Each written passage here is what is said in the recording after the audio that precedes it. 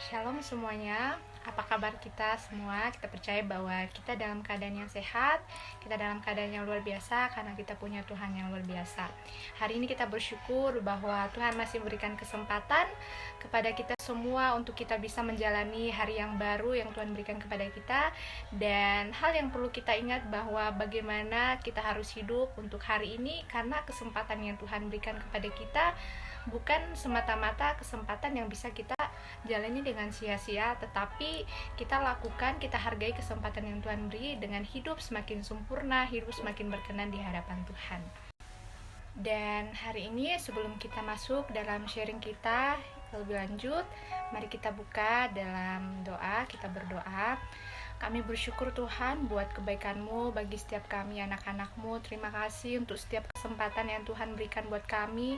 Terlebih hari ini Tuhan bangunkan kami dengan keadaan yang sehat. Tuhan masih memberikan kami nafas yang baru, hidup yang baru, kekuatan yang baru, bahkan harapan yang baru Tuhan berikan kepada setiap kami.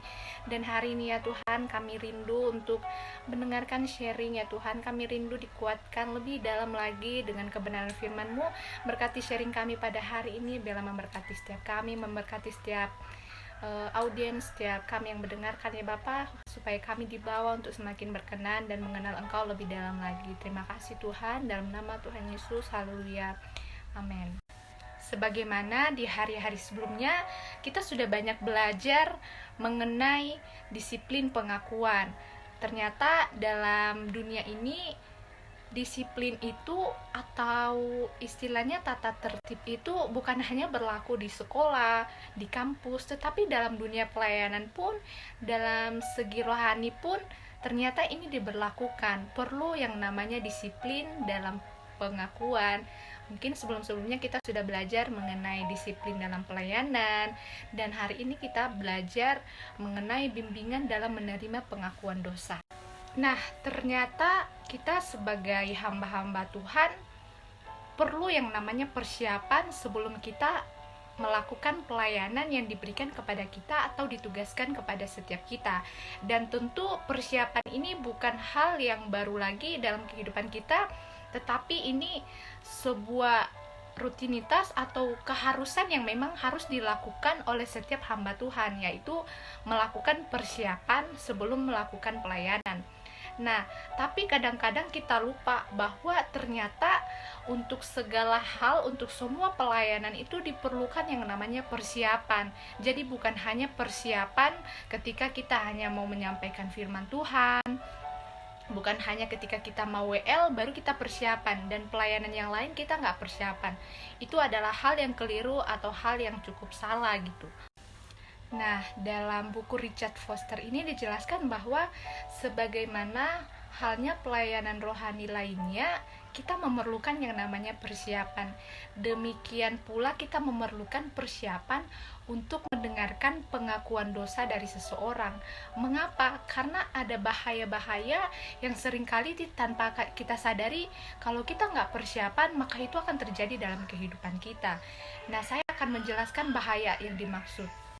Bahaya apakah yang dimaksud? Bahaya yang saya maksud adalah kita akan cenderung menghakimi ketika kita mendengar seseorang mengakui dosanya. Ketika kita nggak bisa pastikan hidup kita, pastikan hati kita benar-benar siap, maka ketika kita mendengarkan orang lain datang bercerita mengakui dosa mereka, maka ketika kita mendengarkan dosa yang orang ini telah perbuat, kita akan cenderung untuk merasa jijik, untuk merasa najis, dan lebih membenarkan diri bahwa kita ini adalah orang suci, orang kudus. Maka kita akan melihat orang ini adalah orang yang sangat berdosa karena kita mendengar dosa yang sudah dia perbuat.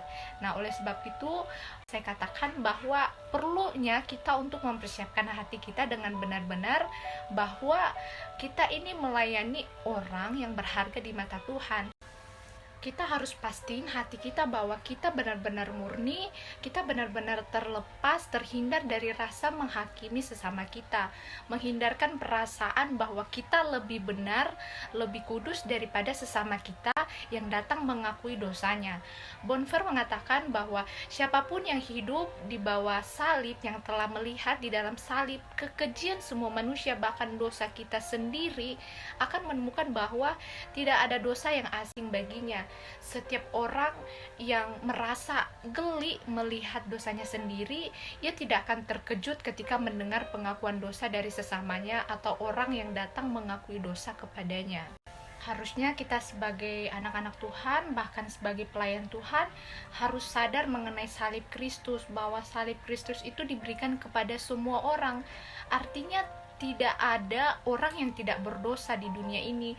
Sehingga ketika kita membaca firman Tuhan dalam Yohanes 3 ayat 16 berkata bahwa karena begitu besar kasih Allah akan dunia ini, artinya bahwa kepada semua orang yang ada di dunia ini.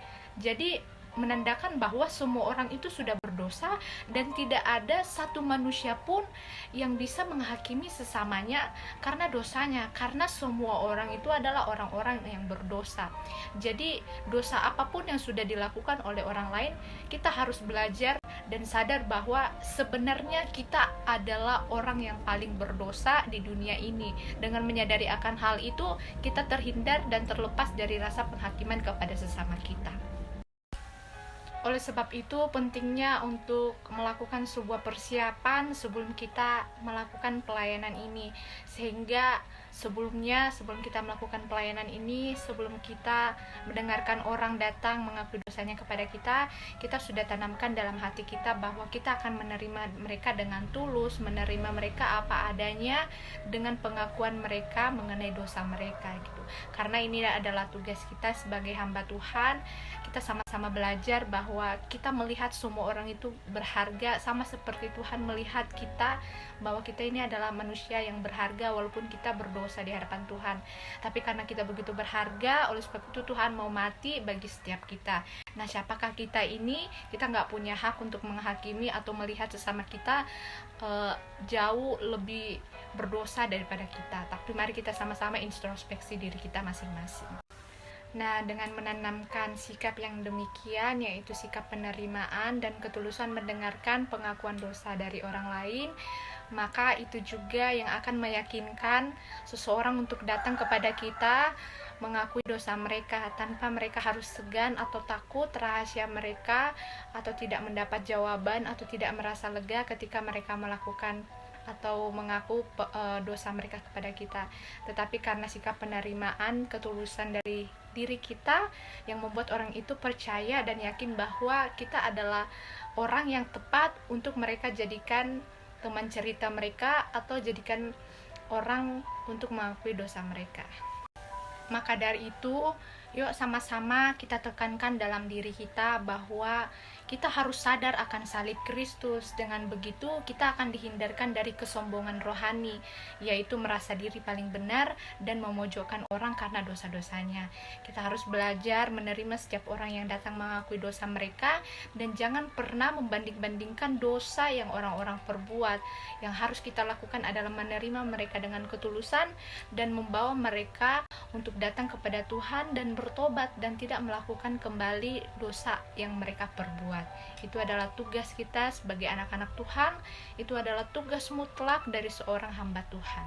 Karena Tuhan sendiri tidak pernah menghakimi umatnya, tetapi melainkan Tuhan Yesus mengorbankan dirinya karena ia merasa bahwa umatnya ini sangat berharga baginya. Hal yang tak kalah penting yang harus kita lakukan sebagai hamba Tuhan sebelum melakukan pelayanan ini adalah kita harus berdoa. Sebelumnya kita harus minta tuntunan dari Roh Kudus, minta hikmat, minta kebijaksanaan daripada Tuhan, sehingga ketika kita melakukan pelayanan ini kita diberikan terang yang lebih luar biasa lagi, supaya orang-orang bisa melihat terang itu dan yakin kepada kita bahwa kita adalah orang yang cocok, orang yang diutus, supaya mereka tidak segan-segan untuk melakukan pengakuan dosanya tersebut. Dan kita pun juga ketika kita berhadapan dengan jiwa-jiwa itu, kita berhadapan dengan mereka, kita senantiasa diberikan hikmat, kebijaksanaan, sehingga kita tidak salah ambil langkah, tidak salah mengucapkan kata-kata, tetapi kita mengucapkan kebenaran yang harus kita sampaikan kepada mereka, sehingga kebenaran itu yang akan membangkitkan, yang akan menyelamatkan, yang akan memenangkan orang tersebut. hal terakhir yang juga harus kita lakukan, yaitu selain memberikan dia nasihat, yaitu kita harus berdoa kepada orang tersebut supaya hidupnya benar-benar dituntun oleh Roh Kudus, hidupnya benar-benar dimenangkan, dan dia mau dan berkomitmen untuk meninggalkan dosa yang sudah dia perbuat. Dengan doa itulah maka kita sudah membawa jiwa-jiwa yang baru kepada Tuhan dan menuntun orang-orang tersebut untuk semakin dekat kepada Tuhan dan memberikan kemenangan yang berasal daripada Tuhan kepada orang tersebut. Nah, dengan demikian pelayanan kita lakukan juga berkenan di hadapan Tuhan karena kita sudah melakukan apa yang menjadi tugas kita. Semangat untuk melakukan pelayanan tersebut ketika kita diperhadapkan suatu kelak, dan semangat untuk terus berjuang menjadi seorang hamba Tuhan. Percayalah bahwa Tuhan bersama dengan kita. Shalom, Tuhan Yesus memberkati kita semua.